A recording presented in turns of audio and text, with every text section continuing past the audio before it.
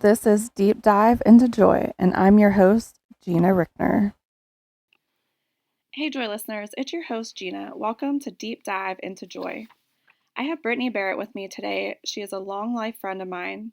We will go over questions about what it's like working in her field and how she finds joy and purpose in the midst of such a challenging field. First, Brittany, what's your favorite drink you brought with you? I brought myself my bubbly sparkling water, flavors strawberry sunset. Sounds good. Okay, Britta, that's what I call you, anyways. You're a mom of two and a wife. You guys also work, you have your own family farm here locally in PA. Brittany, I have been friends we've been friends ever since high school, about what, 20 years now? I would say so. Yikes. How would you describe our friendship? Honestly, our friendship's Laughable. It's always been fun. We've had a ton of laughs throughout the years, from our corny cow jokes to the pickup lines we would share with our teachers in school. I forgot about the pickup line. Your imitation of the Elvis lip always gets me. I don't know if I can still do that. But anytime, there's always lots of laughter when we're together. But if I had to put a word on it to describe it, I would say stable or consistent. Um, we've made it through all these years. I don't think we've ever had to question our friendship, and that's a lot to say. Yeah. Because you don't see that too often. Okay, so I didn't plan this, but don't embarrass me either. What is a favorite memory that you have with me? I know there's lots to choose from. It's got to be you falling down the steps. I knew it. And then pencil mark clear up my back. Yep. Oh, okay. On a more serious note, you work at Children's Aid Society as a foster care program manager. You have been with the program for 14 years. So let's hop into some of these questions. What led you to work in the foster program? So I've actually worked with Children's Aid Society since I graduated from college. I started as an intern in 2011. And when I interned with programs like youth mentoring, which used to be called Big Brothers Big Sisters, and I interned with childcare. I always thought that I wanted to work with kids because that's what my sister did, but I quickly learned that that was not the setting for me, especially a childcare setting. Um, so with youth mentoring, I help them with their biggest fundraiser of the year, which is Shoot for the Magic. Um, and I also helped with school-based mentoring. So when I actually started at Children's Aid Society, I worked in the relationship education program, where I worked with a lot of teens and adults.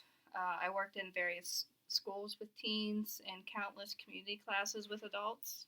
And I even taught relationship education at Queehana Boot Camp, which was quite quite an interesting. I did not know that. Yeah, yeah. So I worked in that program for about 8 years. When I had my kiddos, I did work part time in that program. But then once I came back, I was off for about 2 years to take care of my kiddos. And when I came back, I started working in adoption, and I was what they call the HEG supervisor. The HEG supervisor is in charge of completing international adoptions. Back then, we did have an international adoption program, but we don't anymore. But as an adoption worker, I really got to work one on one with a lot of kids, and so I helped many of those kids be prepared for adoption along with families. I would say attending adoptions was by far the most rewarding part of the job, but the downside was working with children and families was trying to juggle the scheduling. So I had to work a lot of evenings, a lot of nights, and my kids were young, so it was hard to make that work. But then the foster care program manager position became available, and I applied for that, and that's what I'm doing now. So that gave me an opportunity to continue working with children and families, just in a little bit of a different atmosphere. Okay. Move your mic a little closer to your mouth. Is this something you always felt called to, or do you think God led you here? Honestly, I never really knew exactly what I wanted to do when I graduated from college, but working at Children's Aid Society gave me an opportunity to work with children and families in various capacities. So, like I said, I've taught relationship education to teens and adults. I've taught parenting classes, financial education through Dave Ramsey. I worked with youth mentoring, childcare.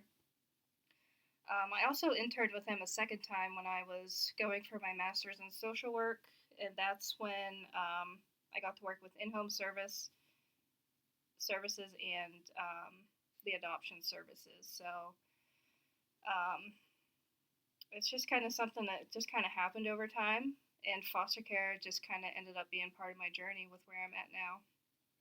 Did you say Dave Ramsey? Mm-hmm. Can you teach me the 5 steps or whatever? I Yeah. need to know that. First baby step number 1 is $1,000. She knows. $1,000 emergency fund.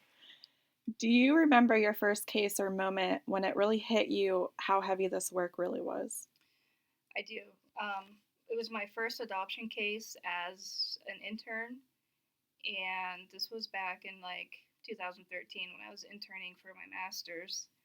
I had to write a child profile on a baby, and a child profile is a document that you write on a child that goes over pretty much who they are and where they are from birth to where they're at now. This particular case, um, this kiddo was a 5-month-old baby boy, and he had been through significant abuse. And that was really hard for me to read about, to learn about, knowing that he was such a young kiddo and having such extreme abuse from multiple broken bones, including like a break of his femur, which is an incredibly difficult bone to break in a child. So just knowing the reality of what that kiddo went through was really hard, and that's always kind of stuck with me. But there's always kiddos that you connect with too. Obviously, some more than others. And I've connected with quite a few teens. One girl, she was a senior, so she was 17 or 18, living in a group home. And I gave her the opportunity to have senior pictures done, which she probably would have never have had that, had that opportunity given her circumstances. There was another teen I worked with who was extremely standoffish at first. She barely wanted to talk, but as we continued meeting through the months, she opened up a little bit more, and by the time we were done, she invited me to her adoption, which was, a really, really great moment to be a part of. But I think some of the teen cases stick with you well because you have to work so darn hard to connect with them. Yeah, that would be a lot harder. But I know that's special. Yeah. Working with these kiddos in this field, they've all endured some kind of trauma, and just that part is difficult emotionally and mentally.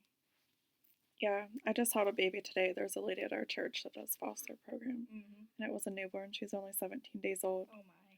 And I just fell in love, but my husband told me no. Oh, that was shot down real quick. Yeah.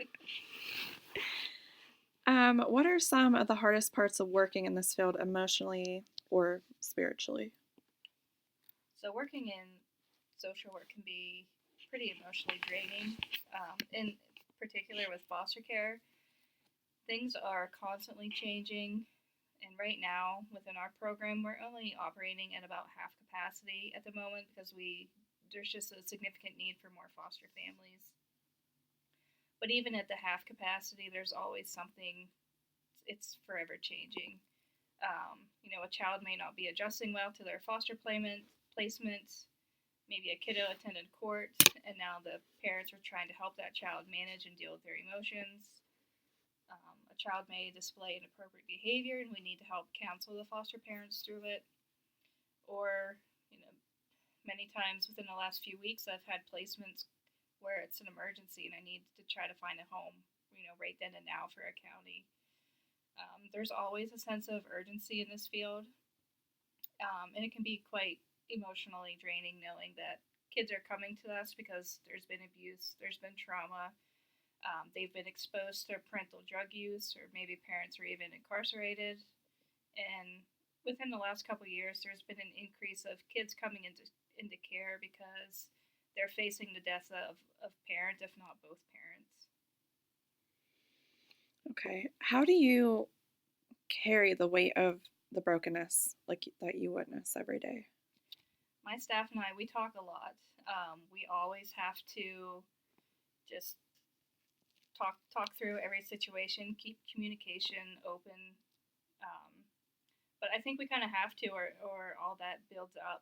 Talking things through with the team helps release a lot of those feelings because they understand. So talking with friends or even talking to my husband about what I witness and deal with can be hard for them to wrap their head around, and then it creates intense feelings for them that they just don't understand. So I do find it easiest to talk to my coworkers, but outside of work, if something's heavy and I bring it home, just practicing gratitude and trying to remain positive in my thinking and behavior really helps.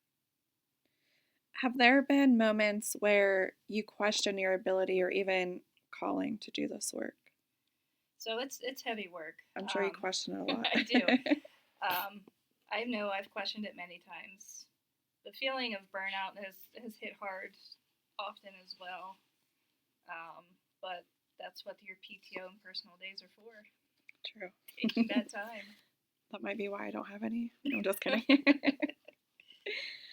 Where have you seen God show up in situations that felt hopeless? So honestly, I think through our foster families, they go through so much, yet they continue to provide for these kids who need it.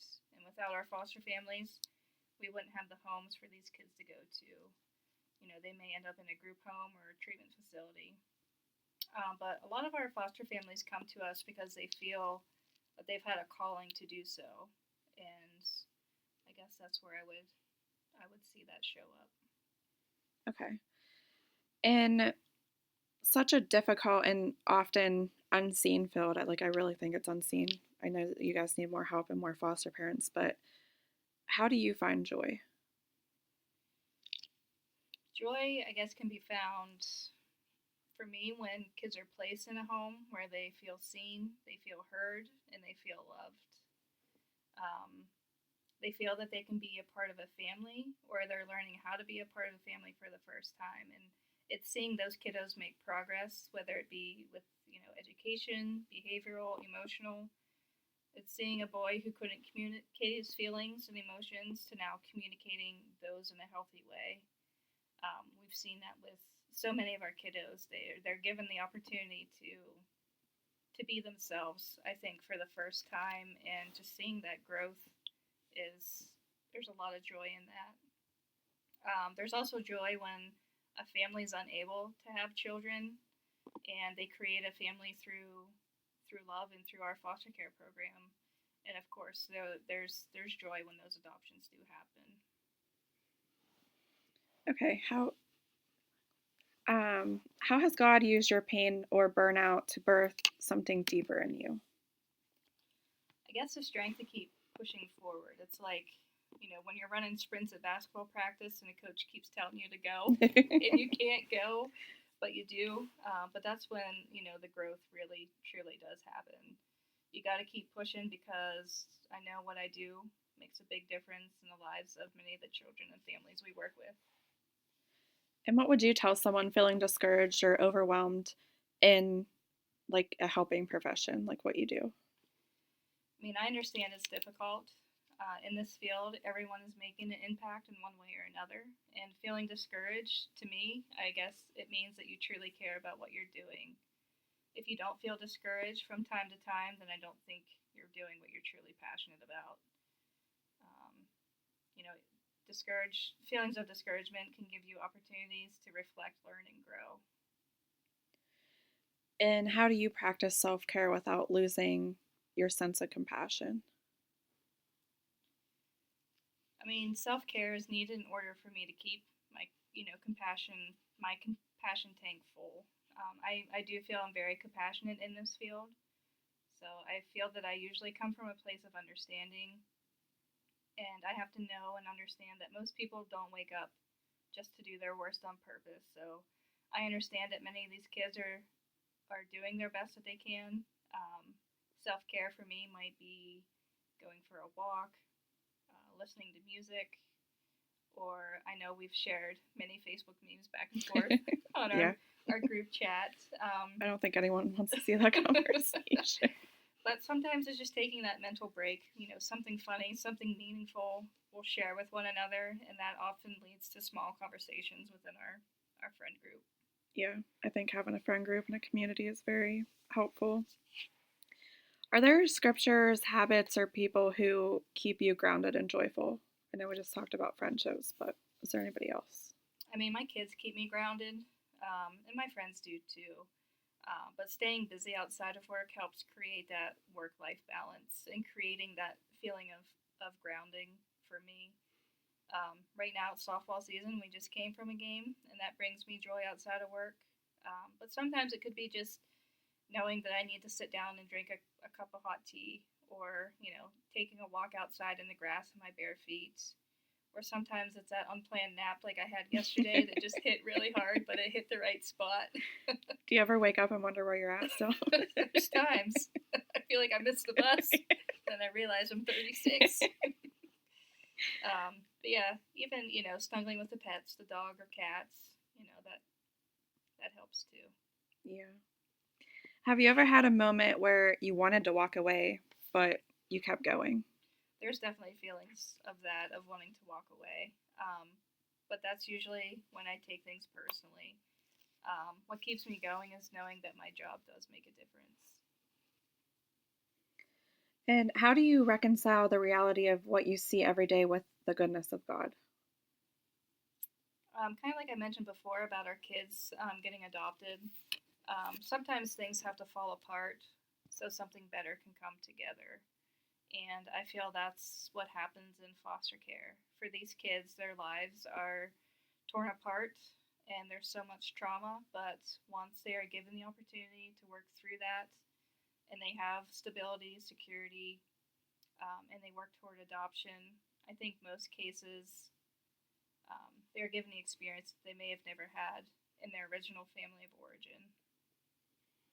Yeah, which I think an episode I released of generational curses with my sister, I think that would be a good episode for a lot of your people to go listen to, just because they have a lot of big T's in their life that they need to take care of. But definitely.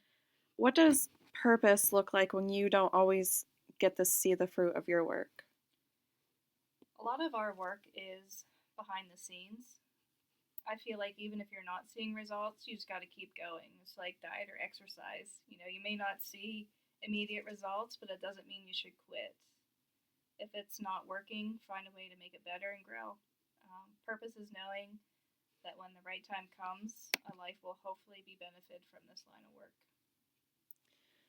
Do you ever struggle with guilt for not being able to fix every situation? Like, how do you deal with that guilt in a healthy way if you do?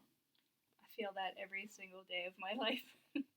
um, throughout the years or throughout the year, I'll get hundreds of phone calls needing placement for kids. So I can only fulfill a very, very small fraction of those each year. So to deal with guilt, I have to understand that it's impossible and it's not practical for me to have the expectation of meeting every request. Just knowing that I do the best that I can usually helps. Usually the guilt doesn't last too long because this is a busy field. I don't really have too much time to dwell on it. Yeah. How does God remind you that He's always working even when you don't always see it? Seeing the progress some of these kids make, I think, would be one way I see that.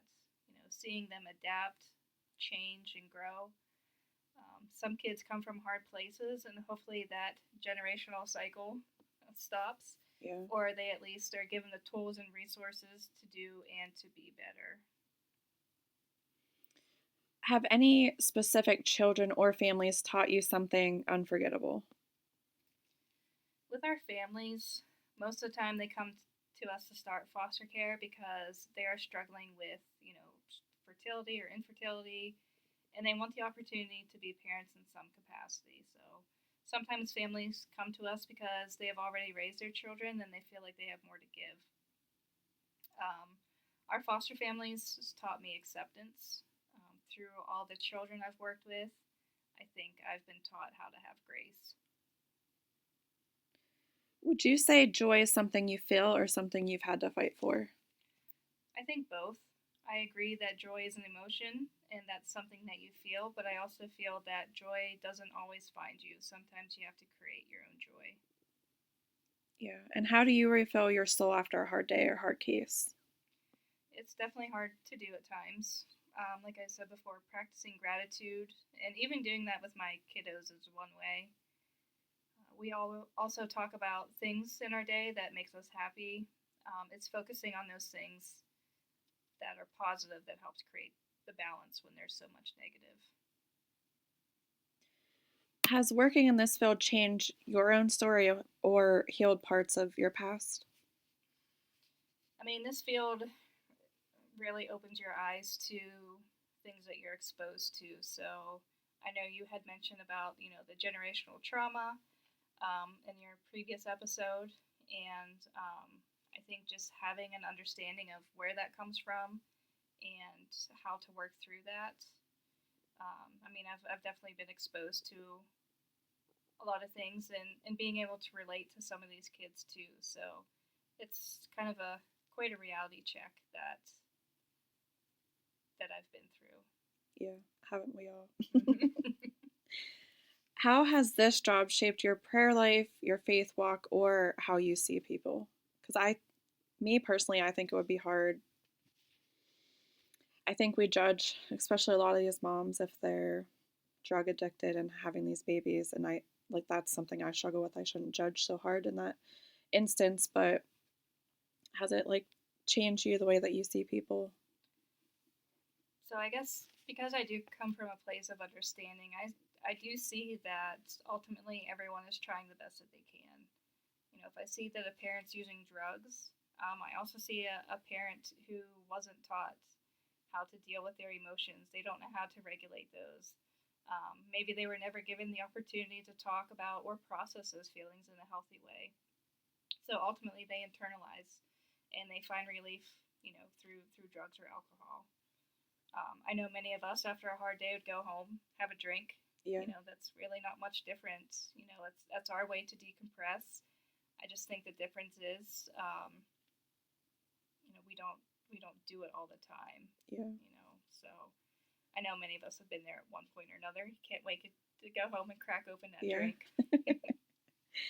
So this might be on the same lines, but how do you show grace to people who maybe they're hard to love, like abusers, addicts, or those who hurt children? Yeah, so I feel like I did kind of answer that a little bit with the last question, but I guess to go into a little bit more detail, like I said, I do see people are doing the best that they can. Um, I'm not sure quite yet that I have the grace for those who are abusers. I do find that kind of hard to deal with, but I do see that those are people who have their own issues. They have their own unresolved traumas, which most likely leads to those abusive behaviors. How do you lean on God's grace when your own strength runs out? Really, just to keep going. The grace is giving me another opportunity to try again, to work with more families, more children. Um, that's really when my strength runs out, which I feel is often. I know that I kind of got the grace in my back pocket as a reserve to keep going. Do you ever feel alone in your calling? Never. I don't think there's so many people in this field You wish that you could be alone. yeah, yeah. I mean, if you feel lonely, there's something not right. But I mean, there's usually so many service providers that we collaborate with, we work with for just one kiddo. Um, any kiddo in foster care, you're obviously going to have school resources. You're going to have counselors, therapists, family-based therapists. There's their county caseworkers, and so on. Depending on their services. It takes a village of service providers in this field to help raise a foster child. Yeah, that's a lot. Is there a specific story of hope or transformation that fuels you on your hard days? I don't think there's anything um, specific, but my biggest push is knowing that I am doing something for the better to enrich lives of children. They deserve a world that is kind to them, where they can be their best selves. And my fuel is pushing to find that for as many children as I can. Okay, and if you could go back and tell your younger self something today, what do you think you would say to yourself? Heal yourself first. You're That's good. exposed. You're exposed to so many negatives in this particular field. You learn of things happening to children that you would never imagine. And if you have your own unresolved traumas, they're most likely going to be triggered. So, younger self, heal yourself first. Practice that self care. Don't be afraid to, go to therapy or counseling and work through your own traumas. Because when they're triggered, when you're working with kids, um, they can tell. And it's kind of hard if you're in the moment and you're triggered. It's kind of hard to find that way out. Yeah, I think it's the same thing when you're walking through like a disease or whatever, that in order for your body to heal fully, that you need to work through those things and be healed. But what legacy do you hope to leave behind in your life? Yeah, I mean, when I was thinking about this, I think It's a hard question. it is. And I mean, right now, I'm just positivity, I guess, um, is one thing. But I also hope that children are given the opportunity to be loved in the way that they deserve to be loved. So, that's kind of part of what I'm doing, and I hope that that can continue. Were there any moments when God used a child, a parent, or a coworker to speak truth into your own life? So reflecting back, there was a moment when a child was in such distress about having to go into a foster home. Um, you know, Thinking back, at that moment, I realized that there's a ton of trauma it has on a kiddo to enter into foster care, and knowing that creating that kind of trauma is better than leaving them with their birth family was eye opening for me. It's trading trauma for trauma, and which is the worst of the two.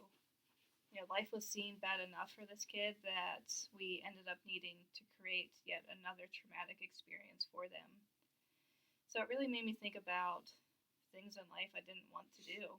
Obviously, my life situation and circumstances are different, but I learned that I was probably given more say in my choices than, this particular child. But on the flip side of that, the foster family that she went to was beyond understanding of her behavior. They recognized that it was hard for her. They recognized that she was going through a difficult time, and they didn't take that personally. And I think that kind of understanding is invaluable when it comes to foster care. Okay, so last one. I want to know how can we spread awareness for these children needing foster homes or even permanent homes? Like, can you explain the process so maybe it can encourage someone to look into it? Maybe people think it's harder than what it really is. So there's actually quite a bit of awareness out there if you're looking for it. But if you're not looking for it, it's you're not going to find it. It's kind of like the algorithms of Facebook. Okay. Um, but I don't think people quite understand the extent of the need that these youth are in. If we don't have traditional foster homes for these children to go into, then they end up being forced into going to like residential treatment facilities, group homes, or other treatment centers where they don't get the experience or sense of a family. And there are even wait lists for those centers for children to go to. So I guess we can spread awareness. Even by following some foster care groups on Facebook, you could follow agencies like the one I'm part of, which is Children's Aid Society in Clearfield County, and share the content when you see it come across. As far as the process into becoming a foster parent, it usually takes a few months. We start by having you complete an application to ensure that you can meet the requirements. Our basic requirements are you must be at least 21 years old. You must be able to obtain your clearances, which are your state police, your child abuse clearances, and Which are pretty much the same clearances, like if you have to volunteer in a school or whatever, it's pretty much the same thing. So yeah. So those are, those are the three basic clearances. And you have to be able to pass a health exam and have your medical provider say that, yeah, you can take care of a child. Throughout the process to become foster parent, we collect a lot of additional information. Obviously, we look into financial information just to ensure that you have enough of an income to provide for an additional child in your home. We collect a lot of demographic information, references, and we have you write an autobiography to get a better understanding of your life and your history. And we have you complete some training, and we do sign a lot of paperwork. It's a lot of quite a learning process for these families. But we take everything that we collect and we write a document that's called a home study. And that home study it tells the story of your family, and it showcases your ability to care for a child. Um, and once that document is written by us, you have an orientation where you receive your official foster care certification of approval. And then with our agency, we contract with about 13 different CYS agencies within PA. And, as far as placement goes, when those counties have custody of children, they call us when they need a foster home. We do ask counties questions to get a general understanding of the child's behavior and history. So when we do reach out to our foster families, they can let us know if they feel like they have the ability to care for that child. Our foster families always have the ability to accept or decline any potential placement option, because I feel it's important for them to make that decision. If there's behaviors that they don't know how to handle or can't manage, then I obviously wouldn't want to put a kiddo in that home. Yeah, so it's not like here's a child, take it. We don't just randomly and then leave you. Yeah, we don't randomly put them in their home. We appreciate the families that take the time to really think about it and consider it, because that means they're invested in ensuring that they can or can't accept that child. And one thing a lot of people don't know is that you do get a monthly reimbursement for caring for a child in foster care, and it comes daily. Like the rate is per day, but that really depends on the age of the child. But our rates start at $33 per day, and that's really help offset the expense of caring for a child. $33 a day isn't a lot, but I think it definitely offsets a lot of that expense. Plus, kids in foster care have state insurance. Children under three automatically qualify for WIC, and all foster care children are eligible for child care subsidy. So if you're a working parent and you need child care, there is that child care subsidy. And even just thinking long term, foster care children who are in care on or before their 13th birthday qualify for college tuition reimbursement as well. Oh, okay, I didn't know that. Yeah, there's a lot of services and resources available to foster families, and the idea behind that's to take away some of that financial burden. And I always like to share some statistics too on foster care, because in Pennsylvania alone, there are 14,000 youth in foster care, and there's close to 500,000 children in care, throughout the United States. And even PA falls number 8 as far as the number of children in foster care. So, we made the top 10, unfortunately. Yeah, not something to be proud of. No. Yeah, like I always say, we want to invest in our children because they are our future. I'm always saying that. Like, just even serving in church, serving the kids ministry, we want to raise them up, to love and live like Jesus. But even if they do follow you, like on Facebook, on Children's Aid Society, like you guys do hold a lot of events, correct? Because you just had your carnival 2 weeks ago or a week ago? It was last weekend. Okay. Yeah. So they can even go to your events and learn more about Yeah, the foster so program? the month of May is actually National Foster Care Month, Okay. and that's when we hold our carnival. This will be the third year that we've had it, and our hope with that is to just bring awareness to the community. A lot of people, once you share the facts and share information about foster care, they really have no idea. Yeah. Like they don't, they're not exposed to it, so they don't know. And our hope with our carnivals that we have is we send information home with them about foster care in hopes that maybe they'll read it, because there are many ways that you can support foster families or just support foster care in general. And it could be something as simple as connecting with a foster family and providing them a meal, once a week or once a month, or offering to pick up their groceries once a month, whenever, taking away some of those extra errands and burdens that the foster parents have. There's actually a group in Pennsylvania. It's called Keystone Family Alliance, and they're a faith-based group. They're originating this group within the churches within PA, and their goal is to build a support system around our foster families. And they're doing things like that. They're babysitting. They're helping with meals. They're helping run errands.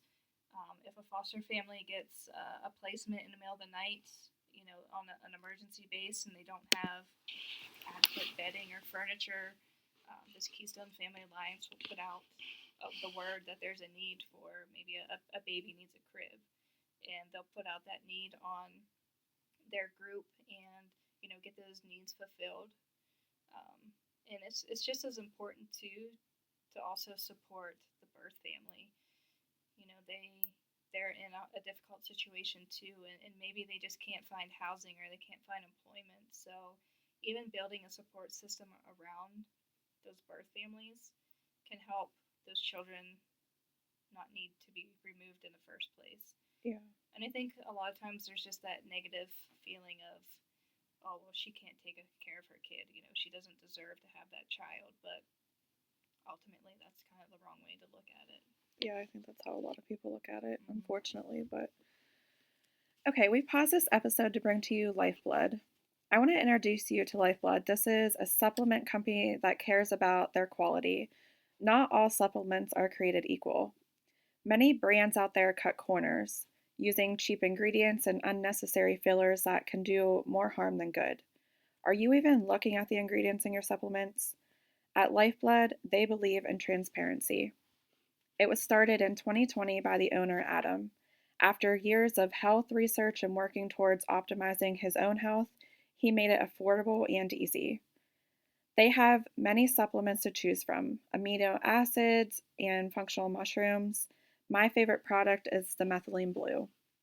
This product has antimicrobial and antiviral properties. It helps with cognitive and neuroprotective effects. So this means it can be enhanced. It can enhance the mitochondrial function and cellular energy production. It is also great for improving cognitive function studied in Alzheimer's and Parkinson's models. It also acts as an antioxidant, reducing oxidative stress in the brain tissue. This product also has antidepressant effects and has potential for anti-cancer research. Investigated for roles in inhibiting tumor cell proliferation and enhancing radiation sensitivity in certain cancer treatments. If you need any supplement to stock your natural home remedies, it's methylene blue. As always, make sure you check with your healthcare provider. Visit my link, Lifeblood, that's lifeblud.co/deep dive, that's all capital, and use my code deep dive, all capital, for 10% off your order. I will also list under show notes, and you can find the link under highlights on my Facebook and Instagram pages at gina.rickner. Lifeblood, because your body deserves better. Okay, so I didn't have this planned, but it's something I worked into the podcast, and it's a little rapid fire. So your answers are just going to be off the top of your head, but coffee or tea? Tea. Or don't you drink either? Favorite vacation spot? I'm not very quick with rapid fire here. I mean, every year we go to the tractor show at Center Hall. That's probably my favorite. Yeah. Well, that's awesome for a farmer. Yeah. Okay, what's one word to describe motherhood? Crazy. Yeah. Okay. Crazy good. Yeah. Where can people get more information on this subject? You mentioned Children's Aid Society on Facebook. Are there any other pages that you want to list? Any other? Yeah, I mean, they can follow us on Facebook at Children's Aid Society of Clearfield County. If they want a phone call, the telephone number is 814-765-2686. Yeah, I guess that's probably the contact for us. Okay. And last but not least, I end every podcast with your favorite Bible verse. So, Brittany, what is yours? I'm going to have to go with the Lord's Prayer. Okay. I love the Lord's Prayer. You going to say it with me? No. Our Father, who art in heaven, hallowed be thy name. Thy kingdom come, thy will be done, on earth as it is in heaven. Give us this day our daily bread, and forgive us our trespasses, as we forgive those who trespass against us. And lead us not into temptation, but deliver us from evil. For thine is the kingdom, and the power, and the glory forever and ever. Amen. Okay, thank you, Joy listeners, for tuning in today. We hope that this sheds some light on what it's like just to be a foster parent or even working in the field and what you go through on a day-to-day basis. If you're interested, please reach out to the information Brittany gave during this podcast. Please share, like the show. This helps me get the word out to more and more people as we have these hard conversations. You can subscribe to my YouTube page at youtube.com/Gina-Rickner00. You can find me on all the podcast platforms. If you just hit follow, you'll get updated when new episodes come out. As always, go out and find the joy today. Bye, friends.